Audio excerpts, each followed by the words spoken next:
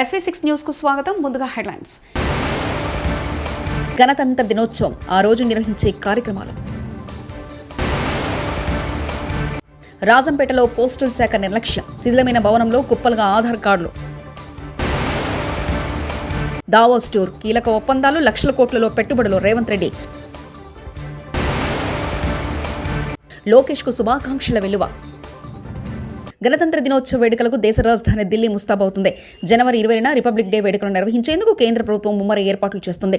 భారతదేశ సైనిక బలం గొప్పదనం తెలిసేలా త్రివిధ దళాల ప్రదర్శన చేయనున్నాయి. వైమానిక ఎయిర్ షోలు, సైనికుల కవాతులు ప్రత్యేక ఆకర్షణగా నిలవనున్నాయి. అలాగే దేశానికి సంబంధించిన వివిధ సంస్కృతులు అద్దం పట్టేలా వివిధ రాష్ట్రాలకు చెందిన పలు శకటాలను ప్రదర్శించనున్నారు. రాజ్యాంగం అమల్లోకి వచ్చిన 75 సంవత్సరాలు పూర్తయిన సందర్భంగా జన్ భాగీదారీ థీమ్పై ప్రత్యేక కార్యక్రమాలు నిర్వహించనున్నారు. భవనంలో ఆధార్ కార్డులు, బ్యాంకు పాస్ పుస్తకాలు, డ్రైవింగ్ లైసెన్సులు, చెక్ బుక్లను పోస్టల్ సిబ్బంది పడేశారు. ప్రభుత్వ శాఖల నుంచి వినియోగదారులకు అందించిన విలువైన పత్రాలు కూడా అలా దర్శనమివ్వడం విస్మయం కలిగిస్తుంది. పోస్టల్ సిబ్బంది నిర్లక్ష్యంపై పలువురు ఆగ్రహం వ్యక్తం చేస్తున్నారు. ఉన్నతాధికారులు దీనిపై చర్యలు తీసుకోవాలని కోరుతున్నారు.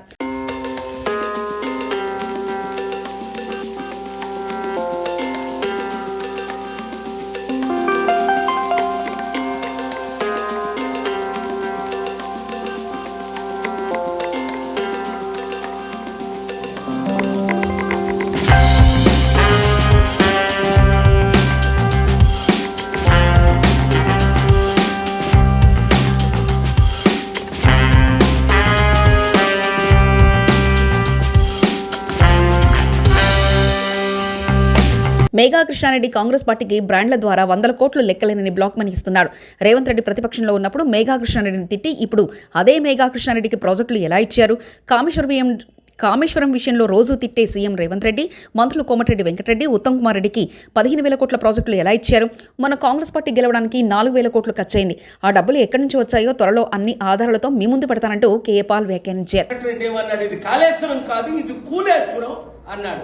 ఉత్తమ్ కుమార్ రెడ్డి ఏమన్నాడు? కాళేశ్వరం మేము మూసేసామన్నాడు.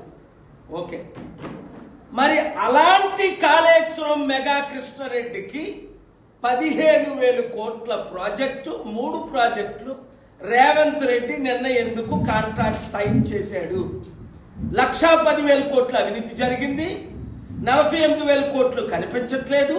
తెలంగాణ ప్రజలకు 2 లక్షల కోట్లు అవినీతి అన్న ఈ రేవంత్ రెడ్డి ఇప్పుడు మెగా కృష్ణారెడ్డికి ఎందుకు ఇచ్చాడు అంటే క్లియర్.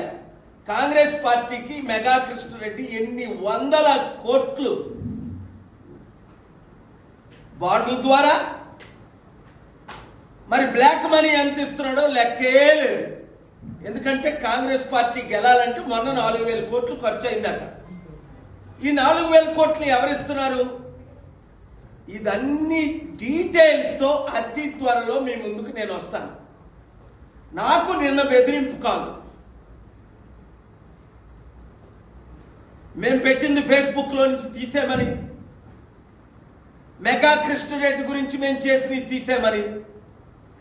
ఏపీ విద్యా ఐటీ శాఖ మంత్రి నారా లోకేష్ పుట్టినరోజు నేడు. ఈ సందర్భంగా మంత్రికి శుభాకాంక్షలు వెలువెత్తుతున్నాయి. లోకేష్ కు రాజకీయ, సినీ ప్రముఖులు బర్త్డే విషెస్ చెప్తున్నారు. అలాగే టీడీపీ నేతలు, కార్యకర్తలు, అభిమానులు కూడా లోకేష్ కు పుట్టినరోజు శుభాకాంక్షలు తెలిపారు. రాష్ట్ర వ్యాప్తంగా లోకేష్ పుట్టినరోజు వేడుకలను ఘనంగా నిర్వహిస్తున్నారు. టీడీపీ నేతలు ఆయా నియోజకవర్గాల్లో కేక్ కటింగ్ చేసి రక్తదాన శిబిరాలను ఏర్పాటు చేశారు. ఎమ్మెల్యేల ఆధ్వర్యంలో లోకేష్ పుట్టినరోజు వేడుకలు ఘనంగా జరుగుతున్నాయి. టీడీపీ కేంద్ర కార్యాలయంలో లోకేష్ బర్త్డే సెలబ్రేషన్స్ ఘనంగా నిర్వహించారు. మంత్రి గొట్టిపాటి రవికుమార్ కేక్ కట్ చేసి పుట్టినరోజు వేడుకలను నిర్వహించారు. అలాగే రక్తదాన శిబిరాలను నిర్వహించారు.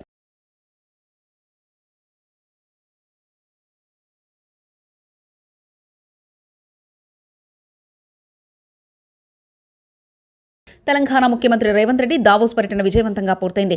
దావోస్లో తెలంగాణకు పెట్టుబడులు వెల్లువెత్తుతున్నాయి. 3 రోజుల దావోస్ పర్యటనలో భాగంగా పలు దిగ్గజ కంపెనీల అధిపతులతో ముఖ్యమంత్రి సమావేశమయ్యారు. తెలంగాణలో పెట్టుబడులు పెట్టాల్సిందిగా వారిని కోరారు. అలాగే పలు కంపెనీలు తెలంగాణలో పెట్టుబడులు పెట్టేందుకు కూడా ముందుకొచ్చాయి. తెలంగాణకు భారీగా పెట్టుబడులు ఆకర్షించడంలో తెలంగాణ రైజింగ్ బృందం సక్సెస్ అయింది. మొత్తం 10 కంపెనీలతో రాష్ట్ర ప్రభుత్వం కీలక ఒప్పందాలు చేసుకుంది.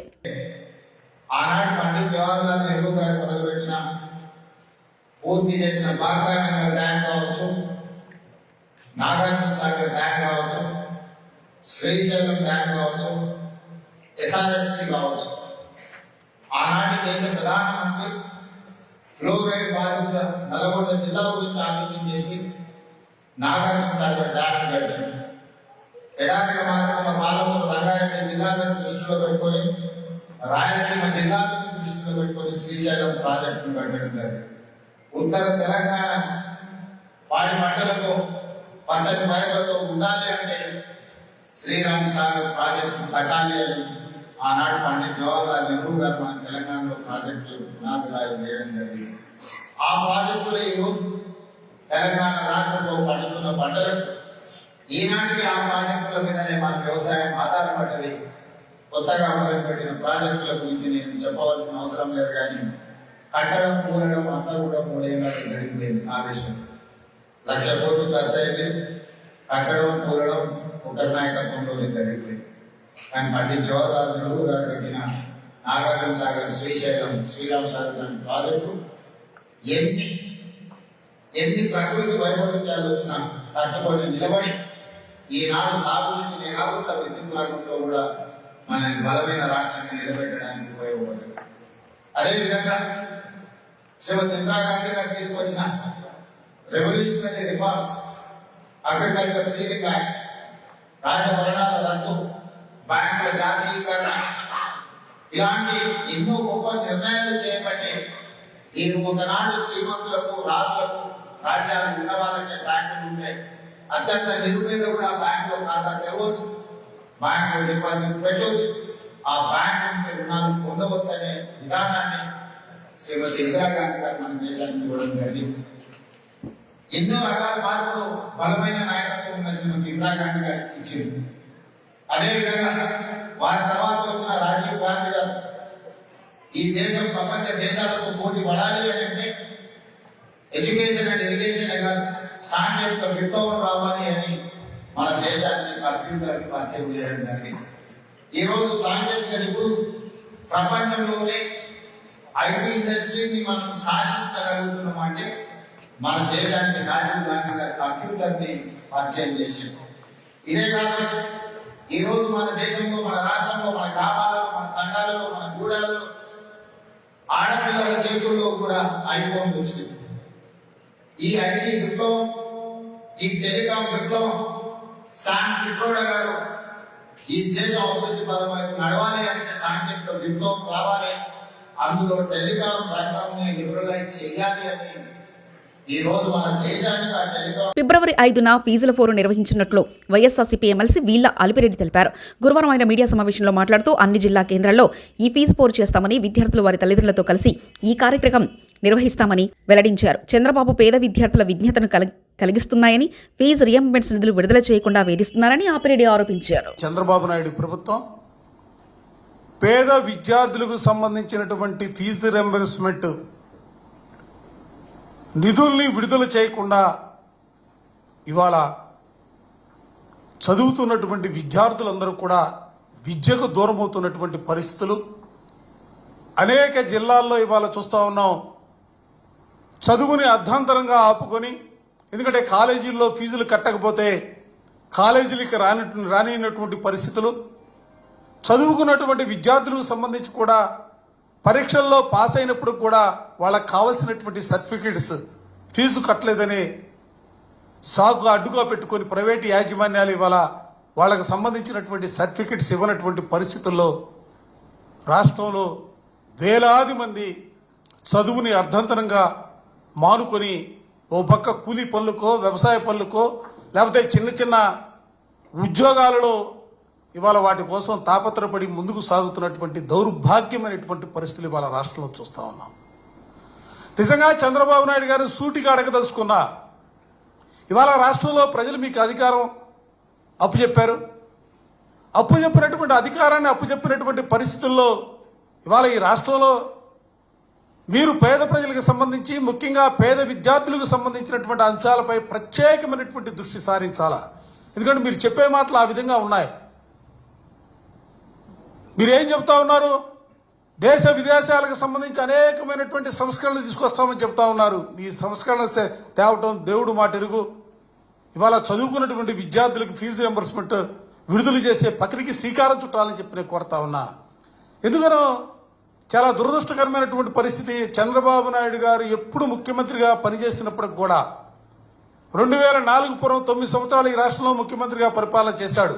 కానీ ఏ రోజు కూడా సమాజానికి సంబంధించి ఒక మంచి చేద్దామని కానీ పేద విద్యార్థులు చదువుకోవడానికి అవకాశాలు కల్పించాలనే ఆలోచన ఆయన మదిలో ఏనాడు కూడా మెదిలే పరిస్థితి కాదు. ఆ తర్వాత మరలా 2014 నుంచి 2019 వరకు కూడా ముఖ్యమంత్రిగా పనిచేసినటువంటి పరిస్థితుల్లో కానీ మరలా తిరిగి ఈ రోజున ముఖ్యమంత్రిగా ఆయన పదవి కొనసాగిస్తున్నటువంటి పరిస్థితుల్లో కానీ ఆయన చదువుకి పేద విద్యార్థులు దూరం చేయాలా, ఈ రాష్ట్రంలో అందరూ కూడా చదువుకుంటే తమ మనుగుడికే ఇబ్బంది ఎదురవుతుందనే భావంతోనే ఇవాళ చదువుకి దూరం చేసే పరిస్థితులు ఇవాళ రాష్ట్రంలో కనిపిస్తా ఉన్నాయి. బాబు ఒకసారి వెనక్కి తిరిగి ఆలోచించమని అడుగుతా ఉన్నా. నిజంగా నీకు సిగ్గుంటేనో, నీకు సమాజం పట్ల సమాజ అభివృద్ధి పట్ల చిత్తశుద్ధి ఉంటేనో 2004లో డాక్టర్ రాజశేఖర రెడ్డి గారు చదువుకి పేదరికం అడ్డు కాకూడదు, పేద విద్యార్థులుగా పుట్టినప్పటికీ వాళ్ళు జీవితాల్లో ఉన్నతమైనటువంటి చదువులు చదువుకోవాలా, ఆ చదువులు చదువుకోవాలంటే ₹1 కూడా ఫీజు కట్టకుండా వాళ్ళకు ఉచితంగా చదువు చెప్పే కార్యక్రమాన్ని ఈ రాష్ట్రంలో తీసుకురావాలనే ఆలోచనతోనే మహానుభావుడు రాజశేఖర రెడ్డి గారు ఫీజు. గణతంత్ర దినోత్సవం ఆ రోజు నిర్వహించే కార్యక్రమాలు. రాజంపేటలో పోస్టల్ శాఖ నిర్లక్ష్యం, శిథిలమైన భవనంలో కుప్పలుగా ఆధార్ కార్డులు. దావోస్ టూర్, కీలక ఒప్పందాలు, లక్షల కోట్లలో పెట్టుబడులు. రేవంత్ రెడ్డి. లోకేష్ కు శుభాకాంక్షల వెలువ. గణతంత్ర దినోత్సవ వేడుకలు. ఇవి బులెటిన్ విశేషాలు. చూస్తూనే ఉండండి SV6 న్యూస్.